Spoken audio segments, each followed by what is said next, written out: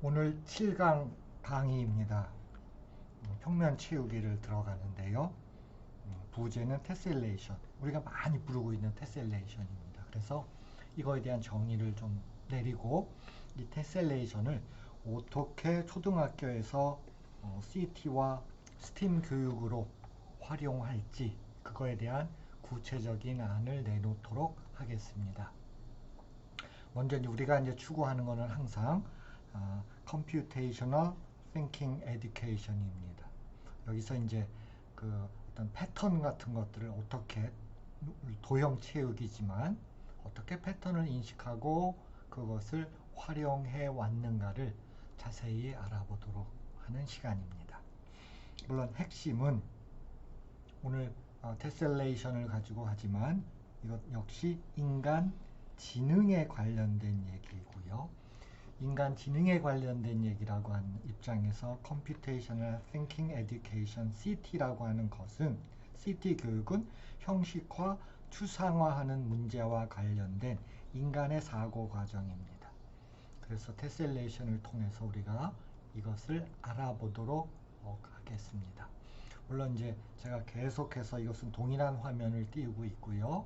CT 교육에 관련된 정의를 어떻게 해오고 40년, 50년 동안 어떻게 해왔는가를 여러분들한테 보여드리고 있습니다. 자, 오늘 테셀레이션이라고 하는 평면 도형 채우기를 얘기하는 데 있어서는 사실은 먼저 우리가 CT 교육에서는 핵심 개념과 내용 요소를 따지잖아요. 핵심 개념은 요 네 가지입니다. 그래서 굳이 번역을 한다면은 Computing, System, Modeling, Data Practice인데 오늘 테셀레이션의 주제는 사실은 어디에 해당되냐면 여기에 해당됩니다. Systems Thinking Practice입니다. 그러니까 시스템 하에서 우리가 어떻게 사고 교육을 할 것이냐 하는 것이죠. 그래서 특별히 우리는 이 시스템에 관련된 관계를 설정해야 되고요. 전체적으로 그러면서 이제 이것을 어떻게 해결해 나가는지를 이제 볼 것입니다. 그래서 이와 같은 표에서는 여기 Systems Thinking Practice에 해당되는 것이고요. 그리고 나서 이제 제가 이제 또 같이 소개하고 있는 유럽의 학자들의 어떤 그 분류를 갖고 얘기를 한다면은 오늘 하는 것은 과연 일반화라고 하는 것은 무엇이냐 하는 것입니다. 보통 초등학교에서 어떤 수학적 대상이라든지 과학적 대상을 일반화하여라 하는 것은 만나기가 굉장히 어렵습니다. 그만큼 이것은 굉장히 어려운 분야이거든요. 그래서 오늘은 테셀레이션을 통해서 과연 일반화를 초등학교에서 어떻게 가르칠 것이냐 하는 그런 사고 과정에 대한 이야기를 진행하도록 하겠습니다. 물론 여기서도 이제 교사의 질문은 어떻게 바뀌는가에 대해서도 여러분들이 좀 관심을 가져주시기를 바랍니다. 그래서 기본적으로 제가 6가지를 계속 사용하고 있죠. 그렇죠? 어떻게 할 것이냐에 대한 문제입니다. 그래서 이거는 여러분들이 책을 구입하셔가지고 향후에 수업을 준비하고 연구하시는데 활용이 상당히 높을 거예요. 자, 오늘은 좋습니다. 7번째죠. 그렇죠. 7번째이고요. 지금 핵심 개념은 시스템이었었죠. 그렇죠? 시스템적 사고. 그 중에서 또 알고리즘으로 말하면 분류 알고리즘을 쓸 것이고, 이제 핵심 질문 입장에서 본다면 평면을 어떤 규칙으로 채울 것이냐는 겁니다. 여기서 이제 규칙이라고 하는 것은 여러 가지가 있겠죠. 제가 말씀드린 것은 어떤 규칙이라는 얘기는 분명히 초등교육 과정에서도 최소한 3개 이상의 규칙이 있습니다. 그 중에 하나이고요. 또 다른 핵심 질문은 보도 블록은 문화 컨텐츠인가에 대해서 여러분과 같이 생각해 보도록 하겠습니다. 과연 보도 블록, 우리 주변에 있는 이 보도 블록이 문화 컨텐츠인지를 한번 생각을 해 보도록 하겠습니다. 바로 보도 블록은 문화 컨텐츠인가? 다음에 CT 교육 입장에서는 시스템적 사고 교육을 한번 여러분들과 같이 공부해 보도록 하겠습니다. 그래서 처음 나오는 것은 소위 말하는 테셀레이션, 그러니까 정다각형 가지고 하는 세 가지가 있죠. 여기서 일반화가 되는 세미레귤러 테셀레이션, 한 번 더 일반화가 되는 듀얼 테셀레이션으로 일반화, 제너럴라이제이션을 우리가 한번 초등에서 어떻게 지도할지 그거에 대해서 생각을 해보는 것입니다. 자, 첫 번째, 그러면 도형 체육이라고 하는 것은 여러 가지가 있거든요. 그 중에 하나의 정의와 그 정의를 바탕으로 하는 일반화를 어떻게 할 것이냐 하는 것입니다. 자, 여기서는 이제 도형 채우기는 뭘 갖고 채울 거예요? 맨 처음에 정다각형을 가지고 시작합니다.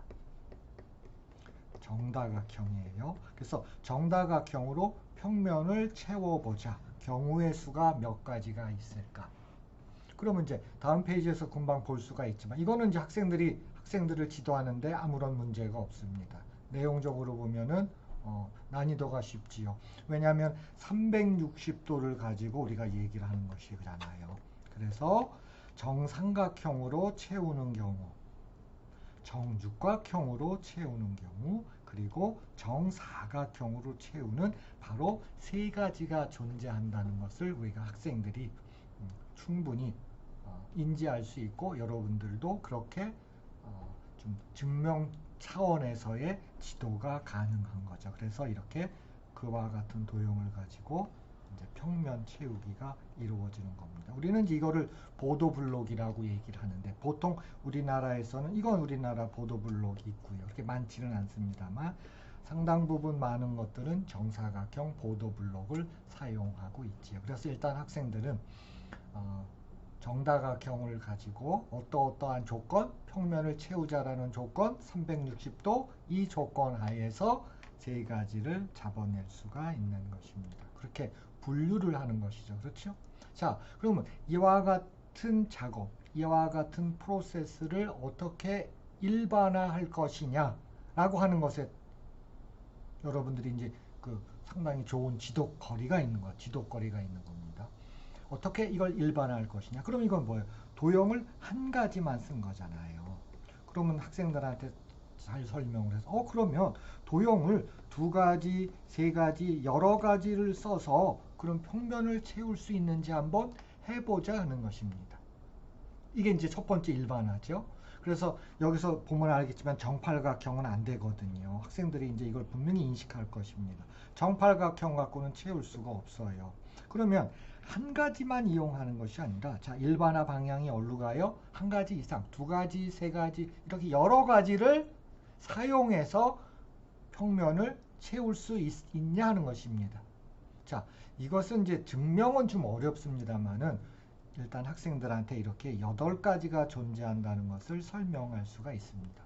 이거 증명은 보통 어떤 식으로 학교 현장에서 써왔냐면요. 예를 들면은 중학교 영재학급에서는 보통 왜 두 가지 이상의 도형을 썼을 적에 이렇게 평면 채우기가 하나, 둘, 셋, 넷, 다섯, 8가지가 이렇게 존재하는가를 예를 들어서 정팔각형은 혼자서 못 채우잖아요. 그러나 정사각형이 와주면은 채울 수가 있거든요. 물론 삼각형, 사각형은 혼자서도 할 수 있지만 둘이서도 할 수 있고요. 이 관계입니다. 그래서 중학교 영재학급에서는 일부 학급에서는 이거에 대한 증명 지도를 하기도 해요. 물론 초등학교에서도 아마 가능은 하다고 봅니다. 그러나 그것까지 그렇게 일반적인 학교 공교육에서 그럴 필요는 없고요. 그래서 몇 가지 예를 들어서 이렇게 조금 아까는 정다각형의 한 가지지만 지금은 우리가 포커스를 어디다 두는 거예요? 일반화에 두고 있잖아. 이걸 어떻게 일반화할까? 두 가지, 세 가지 이런 여러 가지를 써보자. 그러면 이와 같이 여러 가지를 만들 수가 있다. 그래서 특히 이제 오늘은 이거를 중심으로 할 것입니다. 그래서 8가지가 나온다고 하는 것을 이제 설명 정도로 하고 증명은 저는 필요 없다고 봅니다. 굳이 이것은. 물론 상황에 따라서 할 수가 있겠죠. 그러면 한 번 더 일반화를 할 수가 있습니다. 그러면 우리 학생들은 보통 중심이라고 하는 걸 알거든요. 그럼 여기에 중심, 이 도형의 중심입니다. 그럼 여기도 중심. 그렇죠? 이 도형의 중심. 뭐 이런 것들을 우리가 생각할 수가 있겠죠. 그러면 지금 잠깐만요. 네. 여기도 중심이 있을 거고, 여기도 중심이 있을 거고, 중심이 있을 거고. 그럼 이 중심을 뭐 할 수가 있을 게 연결할 수가 있잖아요. 여기도 중심이 있고, 중심이 있고, 중심이 있고, 그러면 중심을 연결할 수가 있겠죠. 그래서 이렇게 8가지 중에서 그 다음 일반화는 어떤 식으로 가는 것이냐면은 8가지 이와 같은 이 테셀레이션을 이제 세밀레교, 세미라는 말을 붙였어요. 8가지가 나온다 그랬죠. 그러면 여기에다가 중심을 연결하는 것을 우리는 듀얼 테셀레이션이라고 하는 것입니다. 그러면 중점을 쭉 연결을 하면 이제 이와 같은 여기 붉은색으로 나타납니다. 아까 이게 6,3이었잖아요. 그래서 중점, 여기 있는 중점들입니다. 이렇게 중점들을 연결하면 이렇게 꼭 3차원 같은 도형이 나오고요. 여기서도 굉장히 폼나는 도형이 나오죠. 그렇죠? 상당히 아름다운 도형들이 많이 눈에 띄어요. 보도블록에다가 사용할 수 있는 그런 것들이 이제 눈에 띄게 됩니다. 그래서 이렇게 또 한 번 모양이 변하는 것을 또 한 번의 일반화라고 표현을 했고, 제가 이거를 듀얼 테셀레이션이라고 부르는 것입니다. 그래서 이런 것들은 뭐 여러분들이 쉽게 찾아낼 수가 있습니다. 그러면 이 듀얼 테셀레이션까지 일단 처음 정의 정다각형 갖고 했죠. 그래서 한 번의 일반화 또 한 번의 일반화를 통해서 우리는 사고의 확장이라는 표현도 좋고요. 그래서 일반화란 말 또는 사고의 확장, 이제 그걸 통해서 3개, 8개, 8개를 이제 도형에 채우기, 평면 채우기를 접했죠. 모든 것들은 다각형 형태로 나타났어요. 그러면 이런 것들이 과연 보도블록에 어떻게 사용되고 있는가를 우리가 터시겐트라든지 터키를 통해서 두 나라를 통해서 한번 알아보는 기회를 갖도록 하겠습니다. 자, 먼저 저는 이걸 어떤 식으로 수업을 하냐면요. 특히 그 2가지 이상 세미 레귤러 테셀레이션이잖아요. 그래서 저는 이거를 뭐 한 각각마다 이 팔각형은 혼자서 못 하잖아요. 그래서 이거 한 20개 정도, 이거 정사각형도 한 뭐 20개, 30개 이렇게 만들어 가지고 제가 수업할 때 줍니다. 그러고 나서 사실은 그래요. 아까 제가 세미 레귤러라는 말을 썼지만 이거는 그런 말 안 하고 그냥 야, 니네들이 한번 우리 학생들 자, 한번 평면을 한번 채워봐 라고 했을 때 당연히 이거 채우는 거 나오죠. 그렇죠? 당연히 이거 채우는 거 나옵니다. 그런데요. 우리 학생들한테 자유스럽게 활동을 주잖아요. 이렇게 채우는 학생 당연히 있죠. 이렇게 채우는 학생 당연히 나옵니다. 이 말은 뭐냐면 어떤 것을 의미하냐면 사실은 이게 이제 테셀레이션에 나온 일반화잖아요. 이건 뭐냐면 양쪽이 완벽하게 겹치는 겁니다. 그렇죠? 겹쳐가지고 나머지 차이가 0이에요. 그러니까 두 수의 차이를, 두 변 길이의 차이를 0이라고 할게요. 그럼 이 값을 확장해 나갈 수가 있거든요. 이걸 극단적으로 확장하는 게 뭐예요? 이거죠. 이게 완전히 이건 극과 극의 관계죠. 그렇죠? 이거는 중간 정도인데 요 정도만 살짝 남는 거잖아요. 그렇죠? 그러니까 이게 뭐냐면 이게 연속적으로 벌어지기 때문에 상당히 이 모양들이 꽤 많이 나타나요. 그러면서 자기들이 어떤 의미를 나타낼 수가 있고 이건 비율 지도로도 확장할 수가 있거든요. 그래서 아주 좋은 교구입니다. 정말 제가 이제 정말 좋아하는 이런 형태의 교구들입니다. 단순하면서 학생들의 사고를 상당히 확장시킬 수 있는 이제 그런 거죠. 자, 이거는 이제 제가 이제 수업했던 거고 그러면은 이런 형태가 과연 보도블록에서 나타나는지 한번 저랑 여행을 하겠습니다. 자, 벌써 이제 사진이 나왔는데요. 제가 이제 그 동지 중에 터키를 갔던 데입니다. 요거 뭐라고 부르냐? 여러분들은 아마 이거 잘 아실 거예요. 에페소스라고 그래가지고 특히 기독교에 관련된 성지순례, 그렇죠? 성지순례로서는 아주 정말 훌륭한 장소잖아요. 모든 기독교인들이 가고 싶어하는 거겠죠. 근데 이건 종교 문제는 아니에요. 저도 가봤으니까요. 어쨌든 이건 종교 문제가 절대 아닙니다. 여기 가서 제가 이제 제가 알기로는 여기에 이제 하나의 거리가 있는데요. 이 거리가 지금으로 말하면 어떤 명품 거리랍니다. 내가 그 가이드한테 들었을 적에는. 자, 이 명품 거리에서 제가 찍은 사진을 보여드리겠습니다. 이건 제가 여행을 했을 적에 저는 이 보도블록에 정말 관심이 많으니까. 자, 이게 세밀 레귤러죠. 그렇죠? 정팔각형은 혼자서 안 됩니다. 그래서 누가 있어야 돼요? 정사각형과 함께 한다면, 정사각형과 함께 한다면 정팔각형은 테셀레이션을 할 수가 있습니다. 물론 여기서 이 정팔각형 안에 이런 디자인을 집어넣죠. 그렇죠? 그런데 그럼 정팔각형에 어떤 또 다른 도형을 집어넣을 수도 있겠죠. 제가 그래서 이 명품, 그 로마 시대 때 명품 거리에서 또 다른 테셀레이션을 보고 깜짝 이겁니다. 여러분 이거 보고 이게 아까 말한 세밀 레귤러 84 테셀레이션 알 수 있겠어요? 지금 84에서 4가 이 녀석입니다. 그럼 이제 8이 있어야 되겠죠. 그렇죠?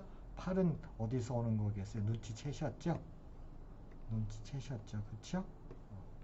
그래서 이 녀석입니다. 그렇죠? 잘 그려야 되겠네요. 그렇죠? 이런 형식입니다. 그렇죠? 이런 모양들의 패턴을 이용한 그런 형식으로 받아주시길. 근데 이게 정팔각형은 아니죠. 그렇죠? 정팔각형은 아닙니다. 그래도 확장된 거니까 정말 깜짝 놀랍니다. 그러니까 로마 시대 때 명품 거리에서 있었던 제가 찍은 사진입니다. 물론 거기서 찍은 사진이 많지만 오늘 주제는 테셀레이션입니다. 근데 터키로 갔었죠. 한 왕궁에서 찍은 사진입니다. 대리석으로 이건 완벽한 84죠. 그렇죠? 근데 놀랄 필요는 없어요. 제가 아까 초등학생들한테도 확인했지만 이런 테셀레이션 나오거든요. 우리 학생들도 그냥 아무런 이걸 사전에 보여주질 않았는데 이 테셀레이션 나옵니다. 당연히 나와요. 아까처럼 그런 그 플라스틱으로 제가 이제 만든 건데 그걸 여러 개 주고 나서 여러분 마음대로 한번 도형을 만들어 보아라. 당연히 이 도형 만들어요. 여기 이 도형을 당연히 못 봤음에도 불구하고 만든다는 것입니다. 또 제가 이제 찍은 사진에는 또 모르겠어요. 이거 왜 여기다 원을 집어넣는지 몰라도 대리석에다 원을 또 집어넣어서 했는데 상당히 아름답습니다. 이게 이제 지금 말씀드리는 테셀레이션에 관련된 약간 확장된 거죠. 자, 터키를 떠나서 이제 타슈켄트로 가도록 하겠습니다. 타슈켄트에서 여러분들이 만날 수 있는 보도블록을 한번 보여드리도록 하겠습니다. 물론 테셀레이션이라고 하는 입장에서의 보도블록입니다. 자, 여러분 이거 어떻게 보시나요? 이거를요. 원래 이게 육사잖아요. 그렇죠? 이게 육사입니다. 아까 보셨죠? 그런데 요게 만날 적에 정육각형에서 요걸 하나의 면이 다 만나는데 면이 극단적으로 한 점에서 만나는 거죠. 그렇죠? 면이 한 점에서 만나는 겁니다. 그렇죠? 점에서만. 정말 아름답습니다. 그럼 그 사이에 이렇게 별 모양이 들어왔어. 아까 그 터키에서 대리석 보셨잖아요. 그렇죠? 그래서 이거에서 확장된 거로 여러분들한테 제가 보도블록을 설명을 하고 있는 것입니다. 확장된 보도블록입니다. 이건 어떨까요? 이것도 확장된 보도블록인데 이건 정말 이제부터는 예술이죠. 이건 수학이 아닙니다. 그러니까 테셀레이션은 좋아요. 일반화라고 하는 보통 개념의 수학을 가지고 시작을 하는데 이제부터는 수학이 아니죠. 이게 이제 육사 두 가지 이상의 도형을 사용하자. 제가 이거 말 잘못했죠. 그렇죠? 84죠. 84. 조금 아까 제가 육사라고 썼나요? 그러면 안 되죠. 그렇죠? 제가 가끔 이게 사실은 이렇게 녹화를 하면서 하는 거기 때문에 제가 조금 많이 실수를 해요. 여러분들이 좀 이해를 부탁드립니다. 몇 년 전만 해도 안 그랬는데 요새 와서 더 그러는 것 같아요. 자, 8은 혼자서 못하죠. 그래서 4가 있어야 됩니다. 이게 이제 이 테셀레이션이죠. 세미 레귤러 테셀레이션이라고 그래서. 그런데 그 사이사이에다가 뭘 집어넣은 거예요? 이렇게 띠를 집어넣은 거죠. 그렇죠? 회전하는 이 띠의 본질적인 것은 네 가지는 점대칭 도형입니다. 이거는 여러분 초등에서 점대칭 다루죠. 그렇죠? 네. 그래서 이 점대칭 도형을 집어넣어서 경계를 더 아름답게 한 것이죠. 이건 수학이 아닙니다. 이제는 수학이 아니라 예술입니다. 자, 이거는 조금 더 테크니컬하게 했었죠. 요건 제가 밤에 사진을 찍었어요. 타슈겐트에서 밤에 찍은 거라 이렇게 좀 색깔이 이런데, 이건 여러분 알겠지만 8하고 저 색깔 바꿀까요? 8하고 4가 있었잖아요. 그렇죠. 8하고 4가 있었는데 여기다가 정다각형은 아니지만 다각형으로 6을 집어넣어서 꼭 4와 6과 8을 결합한 그런 형태로 한 것입니다. 이거요. 아까 학생들 주잖아요. 나오면 이건 이제 빈칸으로 나오겠죠. 아까 제가 8하고 4를 줬잖아요. 학생들한테. 그럼 이거는 빈칸으로 남겨놓고 이런 도형 당연히 나와요. 한번 여러분 저 실험해 보세요. 정말 우리 학생들 대단합니다. 이런 면도 있어요. 소위 말하는 학교 성적하고 관계없습니다. 그걸 여러분들이 느끼실 수가 있습니다. 저는 그걸 느끼는 기회가 꽤 많아요. 학교 성적, 소위 말하는 그 지필고사 성적하고 이런 것에 대한 어떤 확장된 아이디어를 자기가 구현하는 것은 꼭 그렇게 비례하지 않는다는 것입니다. 그래서 깜짝깜짝 놀랄 때가 있어요. 자, 이건 타슈겐트에서 약국 앞입니다. 약국인데요. 그러니까 약국인데 우리나라로 말하면 이거는 꼭 그 창살처럼 해놨죠. 그렇죠? 아이디어 괜찮죠. 이것도 역시 수학적 입장에서 보면 8, 4의 컨비네이션이지만 그러나 꼭 창살처럼 해가지고 당연히 보도블록은 뭐예요? 이 모양 갖고 깐 거죠. 그렇죠? 이게 기본 도형입니다. 그렇죠? 이게 기본 도형이죠. 그렇죠? 이게 이제 제가 말한 니체의 디컴포지션이라고 하는 게 어떤 복잡한 구조를 줬을 적에 거기서 기본적 형태를 찾아내는 그걸 제가 그 인공지능 수학, 소위 말하는 인공지능 교육에서 디컴포지션이라는 용어를 썼었죠. 그렇죠. 오늘 이제 그 얘기를 이제 계속해 나가는 것이죠. 어쨌든 이거는 예술적 입장에서, 디자인적 입장에서 꼭 창살무늬 같지요? 우리나라에서 볼 수 있는 창살무늬 같아요. 그런데 창살무늬 자체가 약간 좀 더 틀려집니다. 팔각형이지만 정팔각형은 아니죠. 팔각형 구조를 혼자 쓰되 이거는 저는 이제 중복이라는 용어를 쓰는데 저는 이거를 학생들한테 어떻게 요구를 하냐면 모는 종이를 쓰게 해서 이거를 해석하게 만듭니다. 그러면 학생들은 내가 원하는 건 뭐예요? 원래 모는 종이를 보면 이거는 뭐냐면은 이거는 몇 칸짜리예요? 4칸짜리입니다. 그러니까 모는 종이를 쓰게 되면은 학생들이 이걸 쉽게 만들 수가 있겠죠. 그렇죠? 4칸짜리인데 여기도 4칸짜리가 있는데 제가 색깔 바꿔야 됩니다. 제가 원하는 건 학생들이 이 4칸짜리를 이렇게 중복해서 들어온다는 것입니다. 이렇게 중복해서 들어오는 거예요. 그러면서 이 끝부분에 대해서는 이렇게 각계 표시가 들어가는 거죠. 그렇죠. 이거입니다. 그래서 네 칸짜리를 중복을 해갖고 하나를 중복을 해서 됐다는 것으로 나는 초등학생들이 이걸 분석하게 만드는 것입니다. 물론 이게 외관상으로 그렇지만 정말 아름답지요. 그렇죠. 이건 수학 훨씬 이상의 것들을 제가 하고 있는 것입니다. 자, 이번에는 다시 또 모는 종이를 이용해 갖고 다음 보도 블록을 분석하게 하겠습니다. 자, 이걸 주고 나서 생각할 시간을 주는 거죠. 그럼 학생들은 모는 종이를 통해서 이걸 어떻게 분석할까요? 이거는 뭐겠어요? 넘어갔는데 잠깐 다시요. 학생들은 이걸 어떻게 분석하는 건가요? 지금 제 경험을 말씀드리면 이건 모는 종이를 써서 한다 그랬잖아요. 이건 이겁니다. 3칸입니다. 3칸. 여러분 금방 눈치채셨죠? 그러면 제가 색깔을 바꿔서 여기도 몇 칸이 있는 거예요? 3칸이 있는 거죠. 그렇죠? 중복되는 거죠. 하나가 중복되죠. 그렇죠? 그러고 나서 중복되는데 가서 이렇게 들어가는 것입니다. 이건 제가 아무르티무르 박물관에서 어떤 기둥, 좀 오래됐는데 제가 이걸 정확하게 알아내질 못했어요. 연도라든지 이것이 발견된 장소라든지. 근데 어쨌든 꽤 오래돼 보이지만 원리는 이 보도블록 원리하고 똑같은 겁니다. 그러니까 이 보도블록이 상당히 오래됐다는 거죠. 이 디자인 자체가요. 자, 그런 다음에 이건 어떨까요? 그 다음에 제가 이제 아무런 힌트도 주지 않고 이거는 이제 정말 프로젝트 개념으로 준 것입니다. 이것도 충분히 학생들이 아까 같은 그런 과정을 거쳐오면서 이 보도블록을 분석할 수 있다는 것입니다. 그러니까 초등에서 제가 초등학생을 대상으로 여러분들한테 제가 뭐 분석하여라, 일반화하여라 이런 용어 쓰기는 굉장히 어렵습니다. 그럴 만한 수학이나 과학에서 대상이 거의 없어요. 초등은. 그런데 그렇지가 않다는 것입니다. 그래서 이와 같은 CT 교육 플러스 스팀이라고 하는 소위 말하는 인공지능 교육에서 저는 그거를 CT 플러스 스팀 교육이라는 용어를 지금 쓰고 있죠. 그래서 이건 프로젝트로 주면 됩니다. 자, 이제 마지막으로 여러분 듀얼 테셀레이션이죠. 아까 테셀레이션, 레귤러 테셀레이션, 그 다음에 이제 듀얼로 가야 됩니다. 그렇죠? 중점에서 연결하는 거였었죠.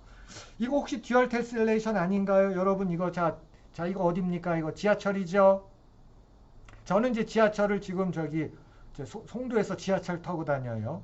그래서 원인지에서 갈아탑니다만은 어쨌든 제가 타는 지하철은 거의 다의 이 디자인이 들어가 있습니다. 나는 맨 처음에 이걸 잘 봤을 때 이게 뭘까라고 생각했는데 이게 뭡니까? 이게 듀얼 테셀레이션입니다. 그래서 사진을 찍은 거예요, 제가. 물론 여러분들 조심해야 됩니다.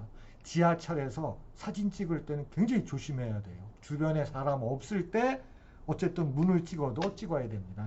그러니까 여러분 이거 지하철 타실 때 이거 꼭 사진 찍으세요. 조심해서 찍어야 된다 그랬죠. 이거 듀얼 테셀레이션입니다. 자, 이제 당연히 보도블록으로 가야 되겠죠. 보도블록에 듀얼 테셀레이션이 어디 있을까요? 그렇죠? 제가 보도블록으로 가겠습니다. 자, 지금 잠깐만요. 요게 이제 듀얼 테셀레이션이죠. 그렇죠. 요거는 이제 기원전 1세기에 로마에서 있었던 것들입니다. 제가 아까 이게 용량이 커가지고 막 넘어가고 있어요. 그래서 괜찮습니다. 그래서 이게 이제 로마 시대 때 여기 주소 쳐갖고 들어가면 돼요. 그 목욕탕에 있었던 타일 작업한 겁니다. 그렇죠? 타일. 아까 보셨죠? 그렇죠? 에페소스에서 그 명품거리에서 바닥에 그 타일 깔았던 거 있었죠. 그러니까 목욕탕에도 타일을 이제 깔았던 것입니다. 근데 이건 제가 이거 어디서 찍었냐면은 파리를 갔을 때, 프랑스 파리를 갔을 적에 거기에 이제 쇼 윈도우에서 찍은 겁니다. 요거는 테셀레이션이죠. 그렇죠? 레귤러 테셀레이션. 삼각형이 없죠. 하나 더 있어야 되겠죠. 삼각형. 어쨌든 육각형, 사각형. 요거는 듀얼 테셀레이션 중에 하나죠. 그렇죠? 이게 제 기억에 600유로 했던 것 같아요. 600유로 정도 했었습니다. 어쨌든 싼 가격은 아니죠. 그렇죠?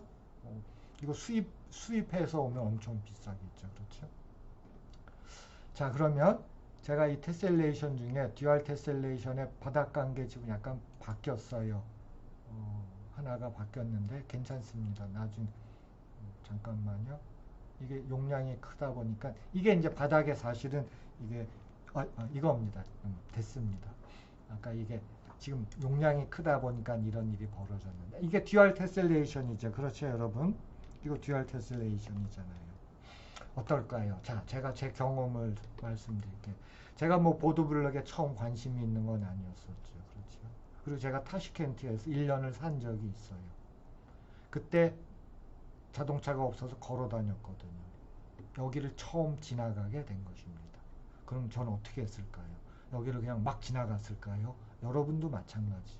그렇게 못합니다. 잠시 서서 깜짝 놀라죠. 그렇죠? 이게 듀얼 테셀레이션이 보도블록으로 깔려 있는 것입니다. 굉장히 이제 여러분 마음속에는 아쉬움이 남지요. 우리나라 보도블록에 대한 아쉬움이 자꾸만 남게 되겠죠. 그렇죠? 그러면 자, 특히 보도블록 중에서 이렇게 육각형을 가지고 하는 보도블록, 그렇죠? 육각형 보도블록이 굉장히 의미가 있지요. 굉장히 의미가 있습니다. 그렇죠? 이거는 정규 테셀레이션 세 가지 중에 한 가지입니다. 왜냐하면은 이 각도가 360도를 만들게 되죠. 그런데 이와 같은 단순한 정육각형 테셀레이션이 어떻게 디자인적으로 응용이 되는지를 제가 셀주크 제국과 아무르 티무르 제국을 통해서, 물론 정말 저는 몇천 장의 그 디자인이, 몇천 장에 해당되는 보도블록 디자인이 있지만 그 중에서 제가 정돈을 해갖고 여러분들한테 초점을 둬야 돼요. 그러니까 너무나 많은 거를 막 그렇게 막 섞어서 할 수가 없어서 가장 기본적인 형태로 제가 제공을 하겠습니다. 물론 여러분들은 제가 설명하는 것보다는 저는 뭐 역사의 문외한이죠. 여러분들하고 똑같은 입장이에요. 그러니까 셀주크 제국이라고 하는 것은 150년 정도의 정말 이란 지역에서 있었던 대제국이었습니다. 이거에 대해서는 여러분들이 꼭 이거를 보셔야 됩니다. 여러분, 우리 김씨 있잖아요. 저기 또 어디야 그 신라 시대 김씨. 그렇죠? 어디서 왔습니까? 흉노. 그렇죠? 돌골 위그르에서 셀주크로 이어지잖아요. 그리고 오스만 제국, 그 다음에 1차 세계대전으로 이제 이렇게 이어지는 요 셀주크 시대입니다. 약 150년 이상 정도 약 대략적으로 이렇게 유지가 되는데 이때 정말 이슬람 예술이 어마어마하게 발전을 합니다. 한편 아무르티무르 제국은 어떨까요? 아무르티무르 제국과 몽골 제국에는 확실한 차이가 있습니다. 몽골 제국은 제국의 수도가 없었습니다. 제국의 수도가 없어요.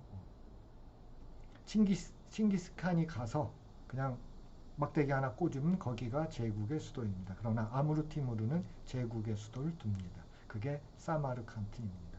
그럼 제국의 수도를 뒀다는 뜻은 뭐예요? 약 90번 이상의 원정을 가면서 90전 90승을 했단 말이에요. 그럼 모든 것들을 약탈을 엄청나게 하겠죠. 그렇죠? 근데 여기서 약탈할 적에 어떤 금은보호만 약탈하는 보물만 하는 것이 아니라 그 지역의 위대한 학자들도 사마르칸트로 모셔옵니다. 모셔온다는 표현을 쓸게요. 그냥 그렇죠. 강제적으로 모셔오는 그런 일이죠. 그래서 당대에는 사마르칸트에서는 전 세계에서 구하고 싶은 모든 것들은 그곳에 있었다라고 하는 표현을 쓰게 되는 겁니다. 자, 그러니까 역사적인 것도 배경 중요하잖아. 이것은 제일 좋은 방법은 여러분들이 책을 읽는 것입니다. 꼭 읽으셔야 돼요. 왜? 이와 같은 인공지능 교육을 위해서라면 여러분들은 먼저 책을 읽어야 된다는 것입니다. 자, 이제 그 다음으로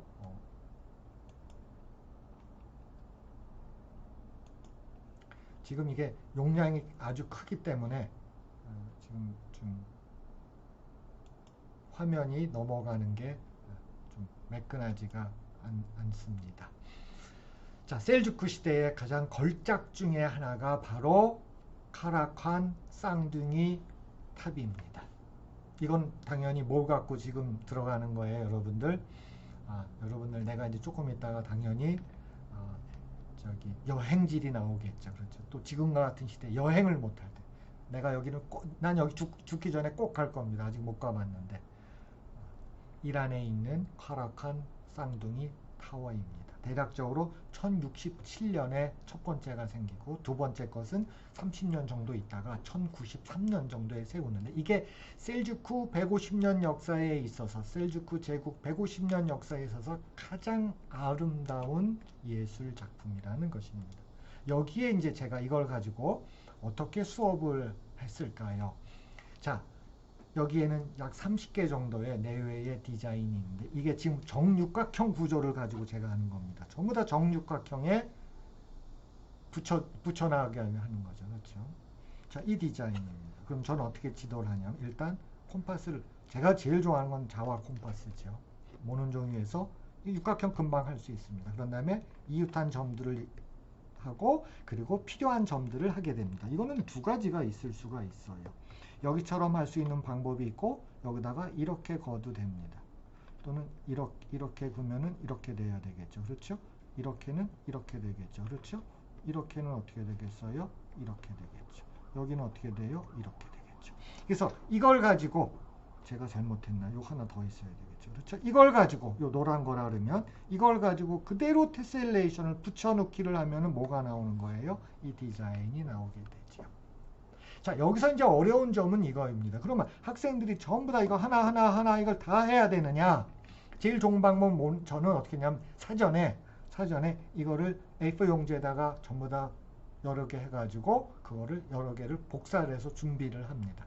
그 다음에 그걸 오려서 어떻게 하는 거예요? 학생들은 붙이면 되죠. 단 학생들은 어디까지는 해야 되는 거예요? 이거는 해야죠. 이거는 해야 됩니다. 근데 이거 하나하나 다 할 수는 없잖아요. 그렇죠? 그게 이제 가위로 오려서 하는 거고 조금 이따가 설명해 드릴 GSP라든지 또는 그런 그 기아 작도 도구를 쓰게 되면 이렇게 붙여넣기가 되거든요. 그거는 이제 조금 이따 설명을 하겠습니다. 제가 이제 학생들을 어떻게 지도하고 있는지에 대한 이야기를 하겠습니다. 이번에는 아까 그 셀주크 제국 시대 가장 아름다운 작품 중에 하나의 그 타워에서 이 파트입니다. 이것도 마찬가지죠. 제가 그대로 지도합니다. 여기까지 육각형에서 여기까지도 지도하고 이걸 가지고 붙이기 하면은 이와 같은 디자인이 나오게 되는 것입니다. 이것도 마찬가지죠. 두 방법이 있는 거죠. 이렇게 내려갈 수도 있습니다. 그렇죠?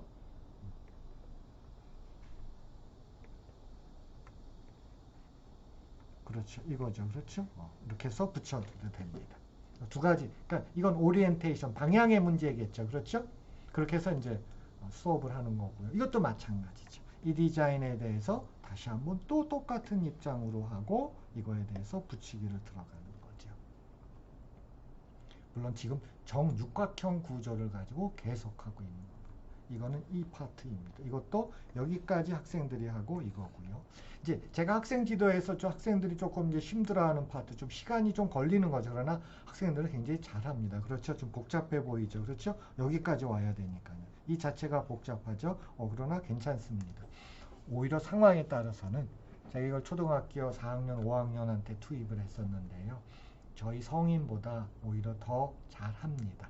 오히려 우리들이 더 막 저렇게 좀 혼란스러워돼요. 자, 사실은 이 디자인도 있습니다. 죄송합니다. 이 디자인도 있는데요. 이 디자인도 있는데 이거는 제가 이제 따로 육각형처럼 안 보이잖아요. 이게 숨어 있는 형식입니다. 아까 이 테셀레이션 보셨죠? 그렇죠? 이게 뭐예요? 육각형이 아니라 사실은 지금은 팔각형 형식이죠. 그래서 이거는 참고로 제가 이제 보여드린 것입니다. 이와 같이 상당히 다양한 형태의 디자인들이 있고요. 그 중에서 정육각형만 가지고 제가 아무르티무르입니다. 제가 이걸 보여드리는 것은 자, 제국의 수도입니다. 사마르칸트예요. 자, 이걸 보여드리는 이유는 뭐냐면 육각형 구조가 그렇게 하나만 가지고 연결되는 것도 있지만 여러 가지 사각형, 오각형, 육각형이라고 하는 상당히 서로서의 숫자가 되는 그런 디자인들이 상당히 값지고도 상당히 어려운 겁니다. 그래서 이 파트입니다. 그러니까 육각형과 오각형이 어떻게 컴비네이션을 들어가느냐 하는 거죠. 당연히 이것도 제가 제일 좋아하는 것은 자와 콤파스를 가지고 작도를 하는 것입니다. 물론 이때 이렇게 했을 적에 이 오각형은 정오각형에서 약간 모자릅니다. 그건 어쩔 수 없어요. 그렇죠? 그래서 정말 이것은 탁월한 예술가들과 수학, 이건 구루에미르입니다. 거기에 디자인을 제가 보여드린 거고요.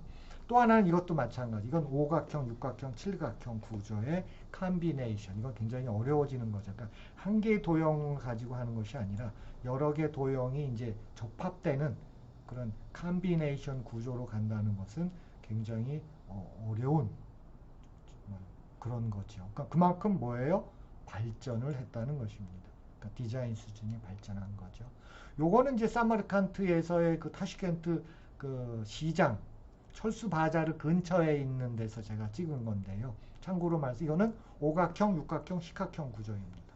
오각형, 육각형, 식각형 구조가 이렇게 서로 조합을 이루는 그거입니다. 제가 이렇게 보여드리는 것은 육각형뿐만 아니라 여러 가지들이 나올 수 있다라고 하는 것을 여러분들한테 지금 보여드리는데, 자, 수학적 여행지리 들어가야 되겠죠. 그래서 제가 아주 좋아하는 여행지리입니다.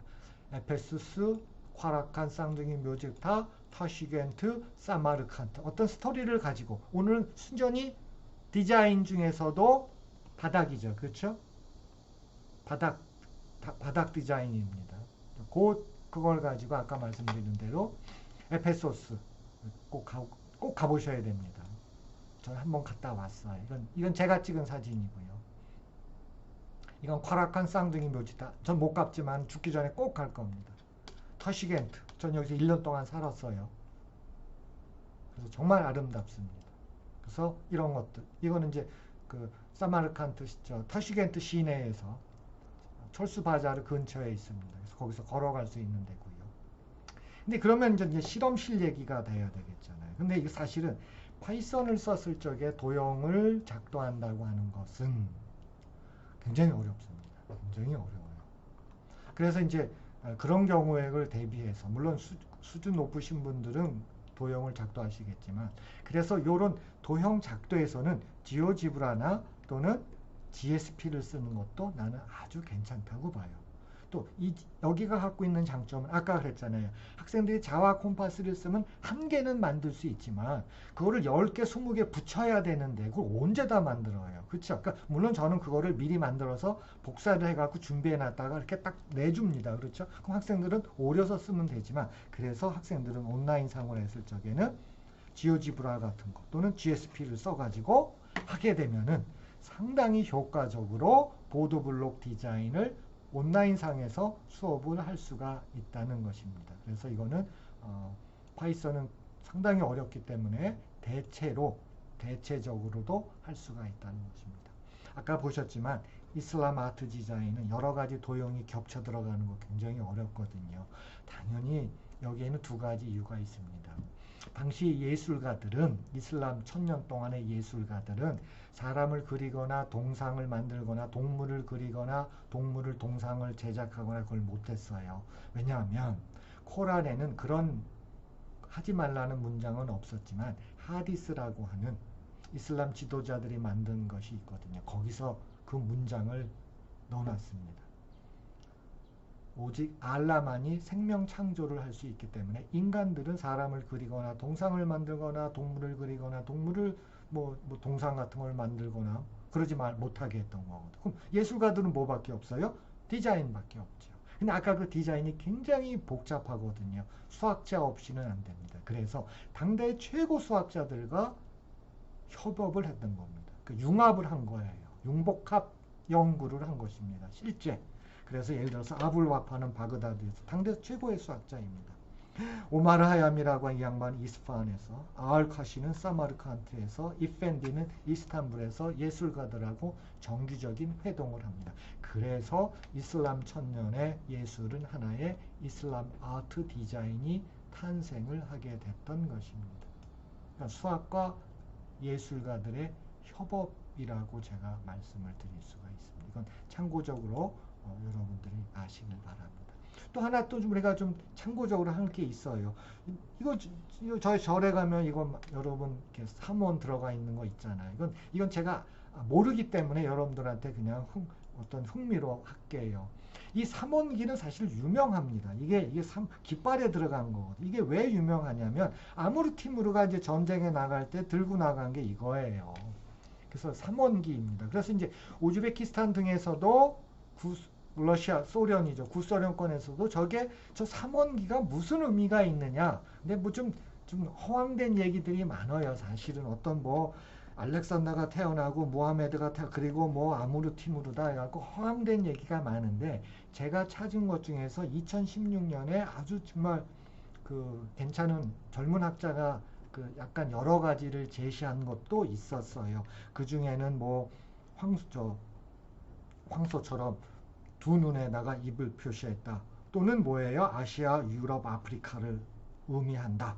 라든지 그렇죠. 그 다음에 과거, 현재, 미래를 의미한다든지 이런 것들이 이제 나오게 됐던 것입니다. 그래서 이게 그래도 가장 현명한 방법 중에 하나였어요. 그러니까 왜 삼원기를 어떤 이유로 썼는지에 대해서는 모른다는 얘기죠. 그렇죠? 그래서 러시아의 젊은 학자가 이제 이거에 대해서 이제 논문을 발표를 했는데 이건 저는 제 생각입니다.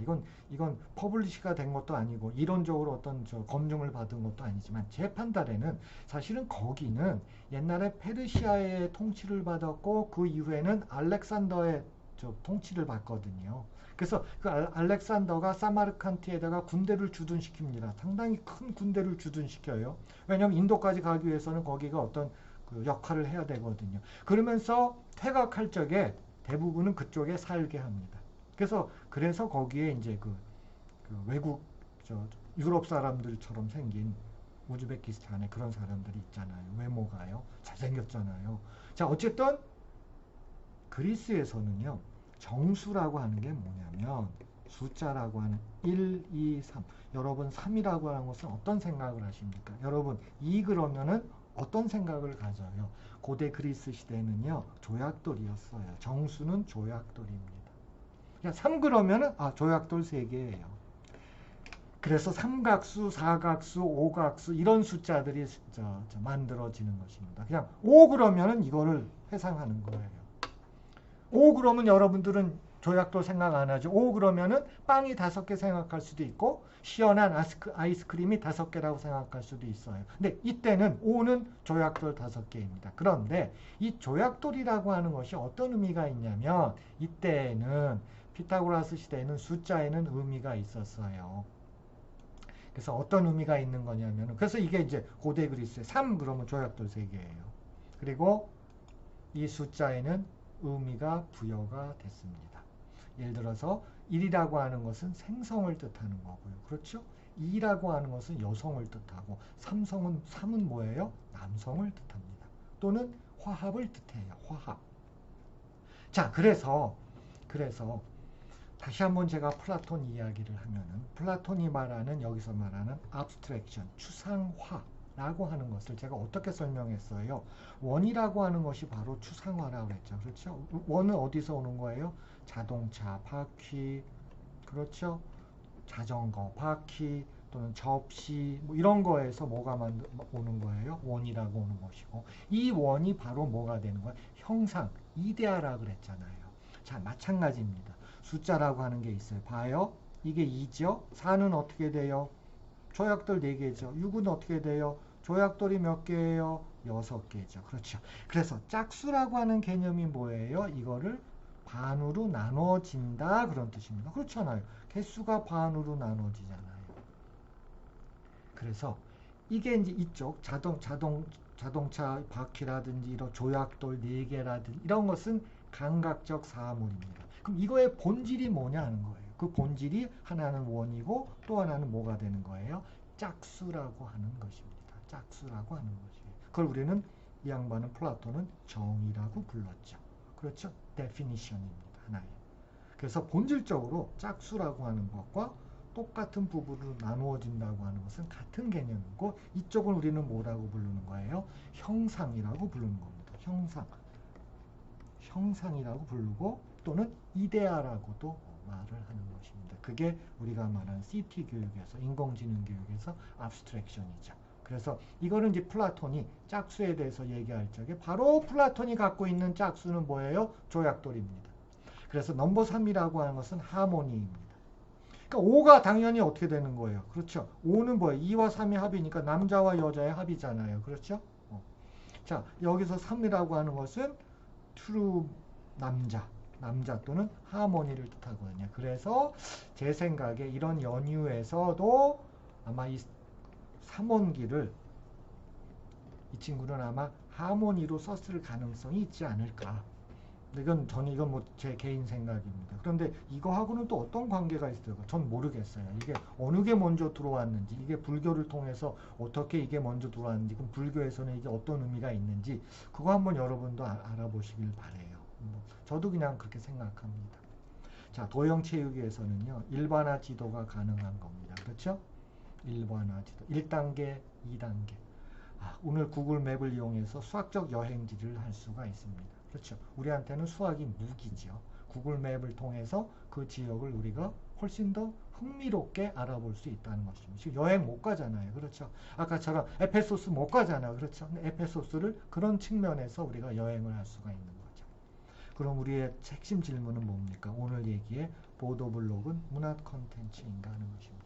나는 지금 송도 쪽에 살고 있는데 송도 신도시가 너무 아쉬워요. 만약에 송도 신도시를 도입할 적에 그 많은 보도블록, 그렇죠? 그 보도블록에 대해서 처음부터 어느 정도 아까 같은 그런 복합적인 디자인 구성을 가지고 계획을 미리 하고 그런 다음에 보도블록을 거기다가 깔았다면 지금의 송도 신도시는 훨씬 더 명품 도시로 태어났을 것입니다. 근데 여러분 알겠지만 보도블록 어떻게 돼 있어요? 그냥 막 깔았죠. 그렇죠? 그냥 막 깔았습니다. 너무너무 아쉽죠. 그렇죠. 이런 거죠. 우리나라 보도. 그냥 막 가는 거죠. 너무 아쉽죠. 여기도 너무 아쉽죠. 보도블록은요, 문화 콘텐츠이거든요.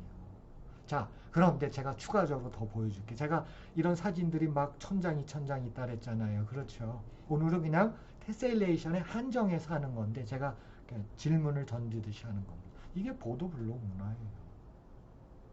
어때요? 이거 말고기집인데 보도블록입니다. 이게 보도블록은 문화 콘텐츠라는 것이에요. 우리도 보도블록을 이렇게 깔아야 되지 않을까요? 색깔은 변했지만 어떨까요? 이건 어떨까요? 미장원입니다. 제가 가던 미장원인데 어떨까요? 이런 보도블록이 깔리는 게 지극히 정상적이지 않을까요? 우리 주변에 또는 우리 학교 안. 여러분 애셔의 작품으로 이거 옛날에 초등학교 교과서도 나왔잖아요. 보도블록으로 깔리면 좋잖아요. 왜 교과서에만 나와야 되죠? 초등학교 보도블록에 이런 것이 들어가면 안 될까요? 혹시? 그래요. 이제 그런 거를 대상으로 제가 말씀을 드렸고 여러분들한테 참고문은 중요한 것들이 있죠. 자, 이거 아무르티무르에 대해서 아셔야 됩니다. 튀르크인 이야기, 그렇죠? 셀주크 때문에 그래요. 여러분 흉노서부터 돌골, 위그르, 셀주크, 오스만 제국 제1차 세계대전까지 이건 인공지능 교육을 위해서 여러분들이 아셔야 된다는 것입니다. 그 다음 이런 것들은 여러분들이 뭐 이건 전문적인 책이기 때문에 그렇고요. 그 다음에 비잔틴 제국 오늘 이제 봤었죠. 그렇지 여러분들 에페소스 그 다음에 또 여러분들이 또 앞으로 여행할 기회가 있을 거예요. 그래서 이제 그런 것들에 대해서 뭐 핵심 질문은 제가 계속해서 보여드리죠. 그 다음에 이거는 정팔각형입니다. 도대체 정팔각형이란 인간한테 어떤 의미가 있냐 하는 것입니다. 우리 인간한테 정팔각형이란 무엇이냐는 거예요. 아까 제가 자꾸 플라톤의 얘기를 가끔씩 하고 있죠. 그렇죠? 이 책입니다. 그래서 이제 그런 측면에서 여러분들이 한번 많은 책들을 차근차근 접해보시기를 바랍니다. 오늘 여러분들한테 제가 테셀레이션 중에서 정다각형으로 했었죠. 그래서 그 정의는 중요합니다. 그렇죠? 왜냐하면은 어떤 책은 정다각형이 아닌 아까처럼 물고기 같은 것도 테셀레이션이라고 부르기도 해요. 그러나 초등에서는 좀 단순화해서 들어가야 됩니다. 그 다음에는 뭐예요? 이게 끝난 다음에는 돌리고 뒤집고 밀기 같은 형태에서 정다각형이 아닌 아까처럼 물고기 같은 거를 하는 것도 나는 또 바람직한 거거든요. 그래서 오늘은 제가 정의한 테셀레이션에서 일반화란 무엇인가, 그렇죠? 그 다음에 보도블록은 궁극적으로 과연 문화 콘텐츠인가, 그리고 우리는 우리 사회에서 과연 보도블록을 어떻게 바라보아야 하는가, 그거를 제가 CT 플러스 스팀 교육으로서 소위 인공지능 교육으로서 그 안을 제시를 했습니다. 제 7강 여기서 마치도록 하겠습니다.